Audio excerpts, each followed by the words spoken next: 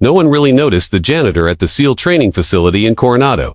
Asterisk, he was just Mac, the guy who mopped floors, scrubbed locker rooms, fixed busted water pipes, and quietly offered a tired nod to the elite warriors that passed him by daily. No one knew where he came from. No one asked. No one cared. Asterisk, his boots were always clean, but his eyes told a story of long, sleepless nights. His hands moved with quiet precision, and sometimes, just sometimes, his posture looked too sharp, too alert for someone unskilled. Asterisk, at 63, with graying stubble and a stooped back, Mac was invisible. But then again, maybe he wanted to be. Asterisk, until one Tuesday morning, something changed. Asterisk, a young recruit named Petty Officer James Red Dalton, fresh out of Bud S Phase 2, noticed something odd while tying his boots. As Mac leaned forward to pick up a fallen towel, the loose collar of his shirt shifted just enough to reveal the faded outline of a tattoo. Asterisk, it was subtle, inked deep and worn, but unmistakable to a seal, greater than a trident, numbered wings, asterisk, and 3 cryptic initials below it, TFR asterisk. Red froze. Sir, where did you get that tattoo? Asterisk. Mac paused, his back still turned. The mop stopped mid-swipe. I don't talk about that, he said quietly, standing up. Red's curiosity only grew.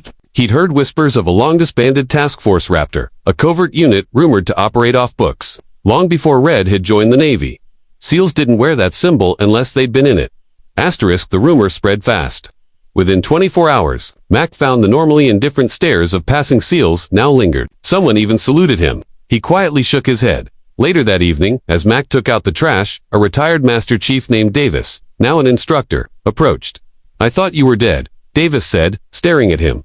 I tried to be. Mac replied simply. Asterisk. The two stood in silence. Decades of pain unspoken between them. Asterisk. Mac had once been Commander Jack McAllister, a legendary operator who had vanished without a trace after a mission gone wrong in Kandahar. His entire unit had been presumed dead except him.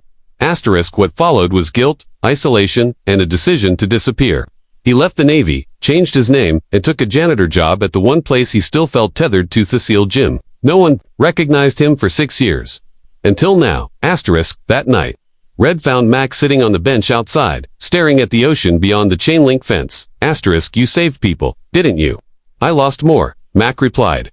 Red sat beside him. You may think you're hiding, but just showing up here, every day, mopping floors for the guys who still fight, that's a kind of service. Asterisk. Mac didn't reply, but for the first time, his eyes softened. Asterisk. Asterisk. Word spread beyond the gym. Asterisk. By the end of the week, Naval Special Warfare Command had contacted the facility, requesting to verify the identity of the man cleaning their floors. Asterisk. Mac declined the interview. Asterisk. But what he couldn't avoid was the impact his quiet presence began having. Asterisk. Younger SEALs started leaving. Post-it notes by his janitor's cart. Asterisk. Thanks for showing up. Asterisk. We see you now. Asterisk. Come back to us. Asterisk. One day, a young trainee collapsed from dehydration. While others froze, Mac was the first to respond, his field dressing technique so sharp and fast it stunned the instructor watching. That instructor requested Mac to help train the emergency response team. Asterisk. No thanks, he said, but then paused. Unless it's off the books. Asterisk. And so began an unofficial mentorship. Red and a few others would find excuses to hang back after training, just to hear Mac's stories or what little he would share. But more than that, he taught them calm, focus, purpose. He taught them humanity. Asterisk. One evening, Red brought in a newspaper clipping, a story about a SEAL widow who had been struggling to get VA benefits for her late husband. Red had heard. Mac knew the man. Mac read the story quietly, then nodded. Asterisk. Next week, the widow got full coverage and a handwritten letter. She refused to show anyone, but she cried for hours after receiving it. Asterisk. Asterisk. Red was injured during an underwater exercise. Gone wrong, he lost consciousness and suffered brain hypoxia. The prognosis was unclear, coma likely. Asterisk. When Mac heard, he stayed in the hospital overnight. No one asked him to. No one expected it. Asterisk. But he sat beside Red's bed, whispered stories from the field, and held the boy's hand like a father would. Nurses said it was the only time Red's brain activity had spiked all week. Asterisk. Mac didn't leave until Red opened his eyes. Asterisk. Asterisk. At the farewell ceremony before his deployment, Red requested someone specific to pin his final trident, the man who taught me more than war. Mac. The crowd went silent. Mac stood, hesitant, but walked to the front. Red whispered, you came in the shadows, but now, we all see the light you left behind. Asterisk. Tears welled up in the eyes of the toughest men in the room.